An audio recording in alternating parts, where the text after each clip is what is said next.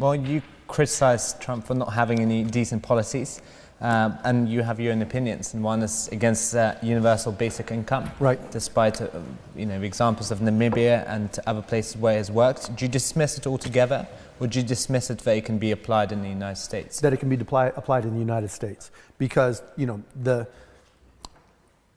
in Africa there's just a different living standard, and there's different support structures in place, and any support structure is a step forward in a lot of cases. And I'm not here to say I'm an expert in UBI, Universal Basic Income. I'm still learning and going through the process. But I think in the United States, there's just a different set of incentives already in place. I think that there are better ways to support those in need and give them the resources they need to live live their lives. And so, I've always taken the approach that there's a lot of waste in government, but the government doesn't accomplish enough.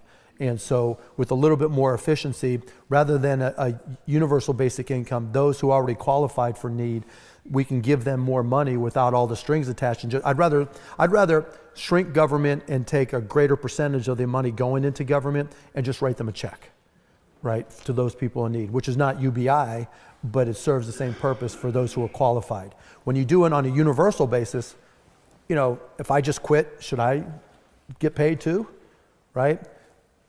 Am I going to be happy paying 70% of my income because that's what it's going to take to provide UBI at a reasonable level that people can actually live off of? No. I mean, you saw that here in the UK where, when taxes got to 90%, people, moved to the United States or moved elsewhere, moved to the Cayman Islands. And so, you don't want it to be a disincentive. And again, I'll qualify by all that by saying it's a relatively new topic for me, but my initial inclination is not to be for UBI.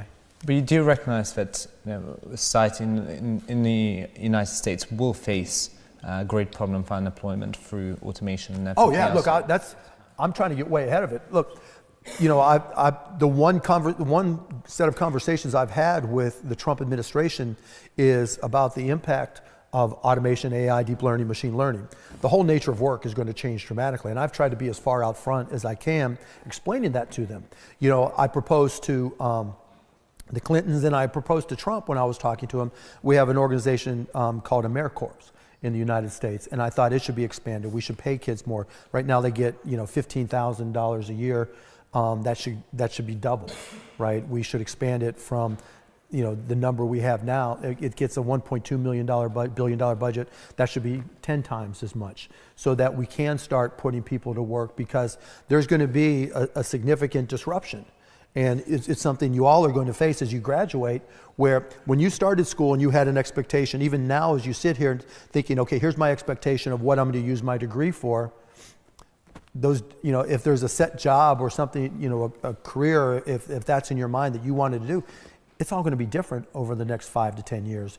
We're going to see far greater change in the next 10 years technologically than we've seen in the past 30. So yeah, the nature of work's going to change. There's going to be significant disruption. How we deal with those people that are disrupted in their livelihood, you can't just retrain them, because we're not going to know what to retrain them for. And so there is going to be a need for social support. There is going to be a need for financial support, but I don't think it's UBI, because people just quit their jobs and say, pay me.